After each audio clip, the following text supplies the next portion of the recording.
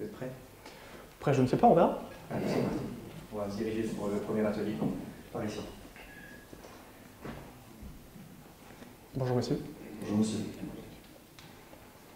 Après dégustation, veuillez associer le verre à la bouteille, avec justification. Très bien. Vous avez pour cela 3 minutes.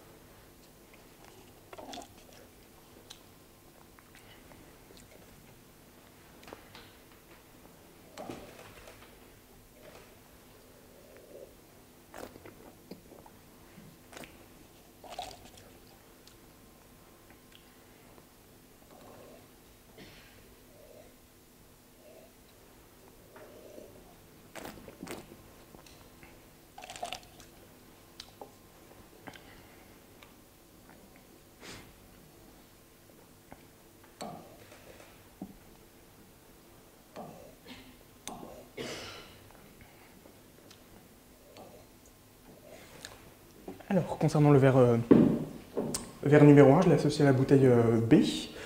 Donc on retrouve des marqueurs assez caractéristiques d'un assemblage, d'un 100% chardonnay, une belle fraîcheur. Le millésime 2018. Hein. Le verre numéro 2 a été associé au gamay blanc, donc le cépage qui me parle le moins. Je n'ai pas eu l'occasion de déguster. C'est pour ça que le vin que je connaissais le moins pour ma part, je l'ai positionné sur la bouteille que je ne connaissais pas. Et le verre numéro 3 sur la bouteille numéro C, de par ses arômes d'oxydation assez caractéristiques d'un savagnin sur le millésime 2018. On retrouve des arômes quand même assez présents de curry, de noix, donc ce qui m'a orienté sur cet accord-là.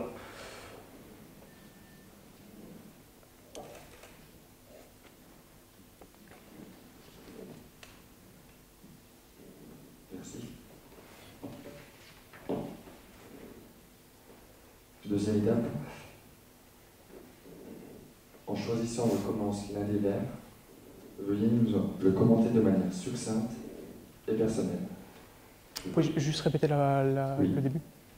À votre annonce, en choisissant l'un des verres, veuillez commenter de manière succincte et personnelle. Très bien. Vous avez pour cela 1 minute. Alors je vais sélectionner le verre numéro 3 qui présente une robe jaune or, un or plutôt pâle. Hein. Au niveau du premier nez, on a un nez qui est très expressif dès le début. À l'aération, on peut préciser ces arômes sur vraiment les arômes d'oxydation, donc typique du voile avec ces arômes de noix, de curry, toujours une belle acidité, une belle fraîcheur qui est très intéressante sur ce vin-là. On est sur un millésime 2018, un très beau millésime. Au niveau de la bouche, on retrouve une belle attaque en bouche, une attaque très fraîche, je trouve. Le milieu de bouche développe certains arômes d'une belle amplitude, donc on retrouve une belle persistance aromatique, surtout sur la finale. Pour revenir au milieu de bouche, les arômes en rétro-olfaction qu'on peut retrouver sont par exemple de la noix, du curry, de la pomme, un petit peu pomme verte, donc assez caractéristique des savagniens, je trouve. Vous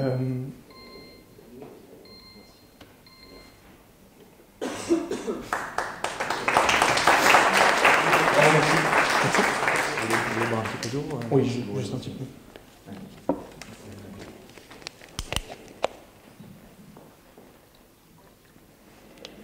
Ce sera bientôt l'heure du vin, je vous le promis.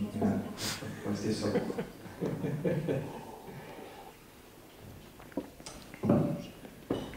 Merci. C'est bon? On va se diriger vers l'atelier numéro 2, qui est l'atelier juste ici devant vous. Très bien. Vous allez voir, venez voir par ici, on va positionner de ce côté-là. Bonjour, bonjour, monsieur. Écoutez la consigne. Vous aurez deux supports à votre disposition.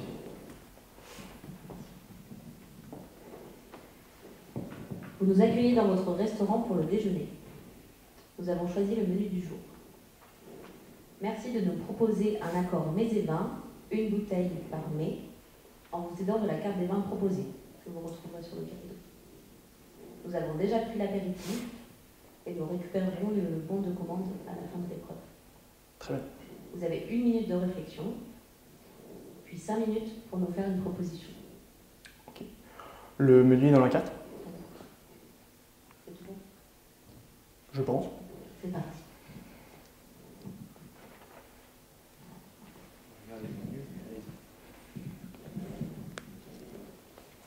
La carte des vins. Très bien. 1 minute de réflexion. Très bien.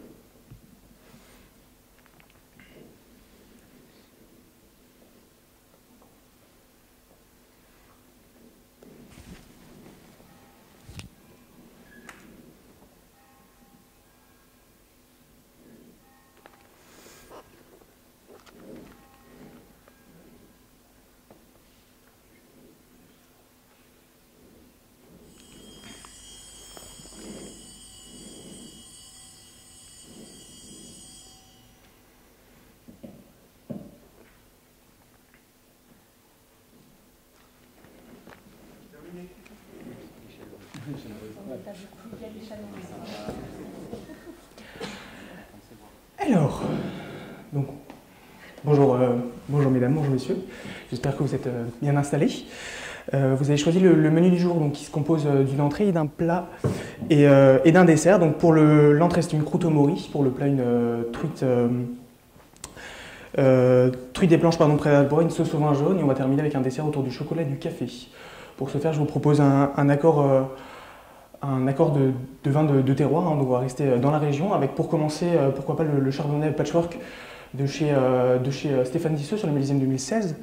Donc un très beau millésime, on va retrouver quelques notes d'oxydatif très légères hein, dû à son élevage de 1 an dans la globalité, donc c'est vraiment très léger, une belle fraîcheur toujours pour débuter avec la croûte au mori qui pourra, de par l'évolution du millésime, le millésime 2016, retrouver des arômes un peu de champignons.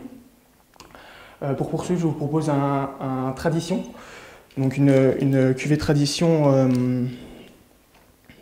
Pardon, j'ai un petit trou. En Côte du Jura 2013, donc du domaine Pinier, donc, comme on a pu le déguster tout à l'heure sur le millésime 2013, la cuvée Célie des Chartreux. Donc on va chercher un peu plus d'oxydatif pour accompagner justement sa sauce au vin jaune. Pardon.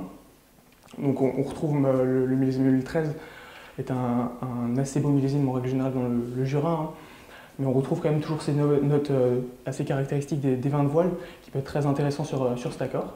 Et on va terminer pour le dessert au chocolat, je vous propose un vin rouge, un trousseau de chez Jacques Puffenet qui est situé à Montigny-les-Arçures sur le millésime 2010, donc, qui est un très beau trousseau. Jacques Puffenet, un très très grand domaine. Hein.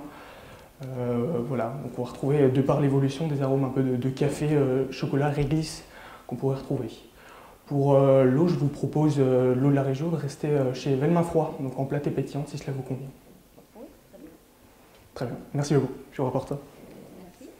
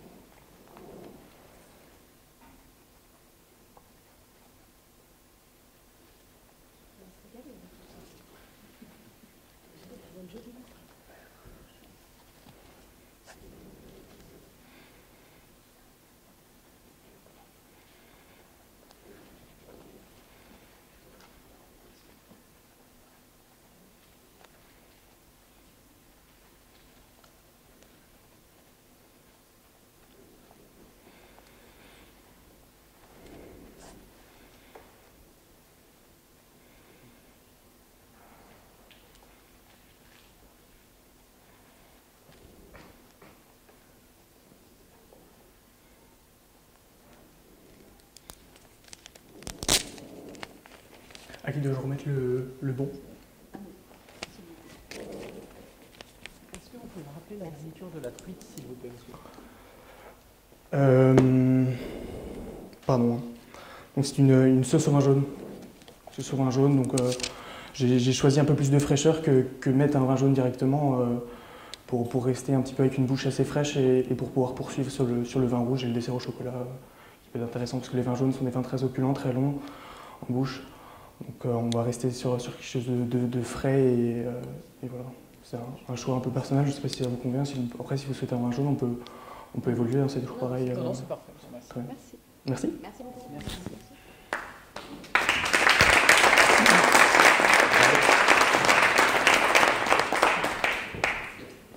Là, vous avez tout ce qu'il vous faut, tout va bien? Ça va, Troisième atelier. c'est ça. On va se diriger du côté du fromage, si vous êtes d'accord. Ai-je vraiment le choix?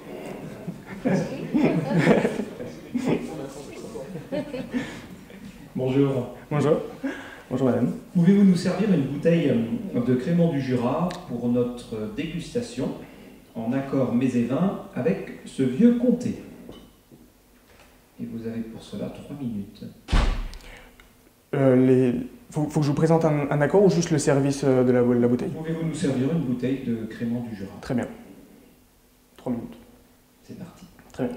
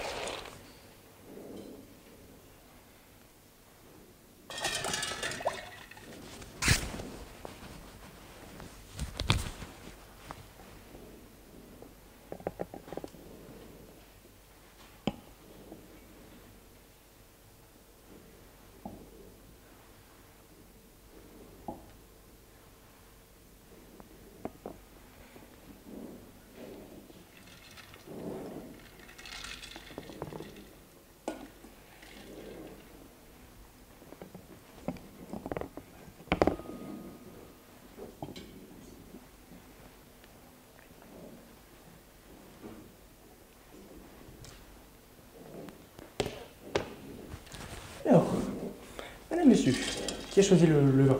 C'est moi.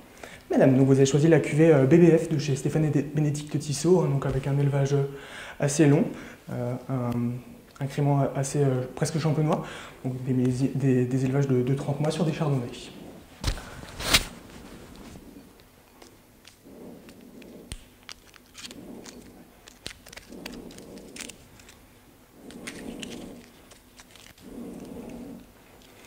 À qui ferais-je déguster le crémant pour commencer?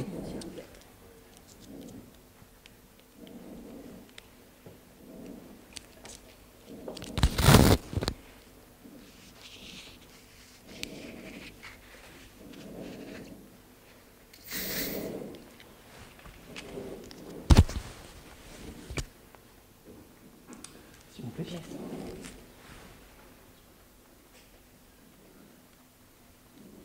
Allez.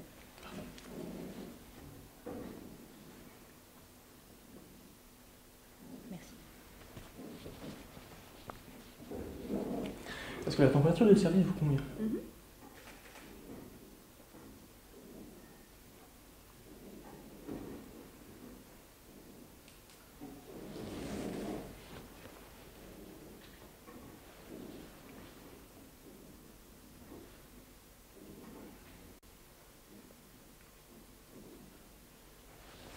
Merci.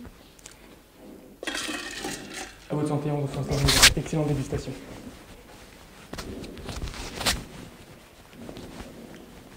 Les voilà équipés avec un morceau de comté et un peu de crémant, ils sont ravis. Je suis assez d'accord avec l'idée.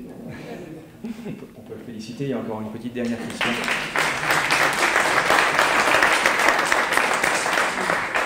Petite dernière question, encore un tout petit peu de concentration. Très bien. Y a-t-il une différence entre une bouteille de Château Chalon et une bouteille de vin jaune? Oui. Alors les bouteilles de Château Chalon sont des bouteilles de vin jaune, des Clavelin.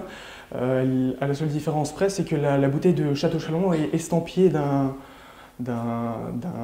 marquage sur le col, donc avec marqué Château Chalon en grand, qui permet de différencier ces deux flacons-là et justement de faire la différence entre un Château Chalon et un vin jaune classique sans étiquette. Merci. Parfait, bravo.